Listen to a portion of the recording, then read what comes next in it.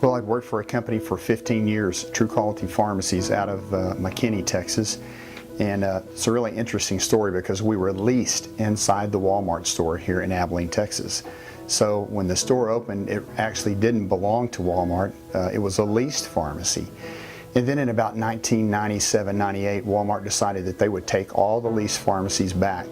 I didn't want to work till 9 o'clock at night. I wanted to be able to go to church with my family. And I thought, you know what? I don't want to look back when I'm 70 years old and go, I think I could have done that. We started here in about April of 1998. It's a commitment to have a business. Our oldest child likened it to having another child. She said when we opened the store it was like having a baby because it required so much of us, so much time. And our goal was to have a business that provided service above anyone else's.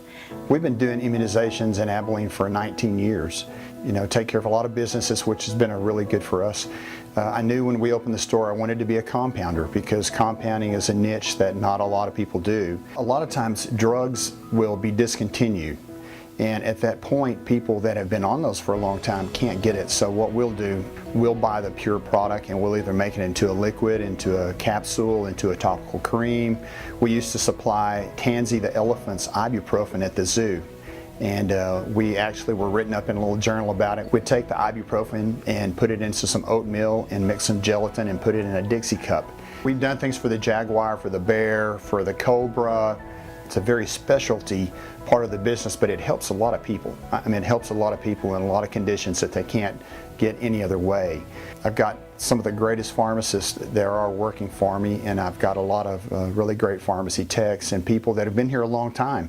And I think that's just kind of an indication of our store here. We've had people have worked for us over 15 years. So we're really fortunate to have a good family, a good store family, a good community family. We have physicians come in and say, hey, we'd like for you to open a store on the south side, and you know, what an invitation. So we've had the south store open for about 10 years. It's really filled a niche over there, and we think it's been very helpful, and we have a great staff over there also. It's worked out well. You know, people want to be acknowledged and want to be known when they walk through the door. James is just great about, he knows everybody's name. He knows their voice, he knows their kids.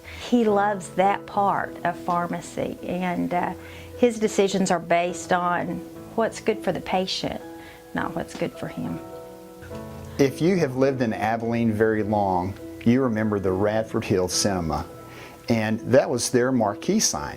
So when I opened this store, they had gone out of business and it was sitting out there. I thought, man, what a fabulous piece of advertising. It's a community sign too. We've advertised new products, we've advertised, you know, flu vaccine, but if anybody ever has anything that they need to get the community to know about, like the nickel when they had the calf, we put that up there, and just different things. So it's been a fun piece of advertising, and I think it's probably the biggest lit marquee sign in town that's not a reader board. It's an old school board for sure. I don't really think there's a key to good business. It's just taking care of people. I mean, not worrying about what you're going to make, but just taking care of people, and the other things take care of themselves. People know when you're sincere, and people want to hear their name, and they just want to know that you care for them. And I don't really think it's a secret. It's just being who you need to be.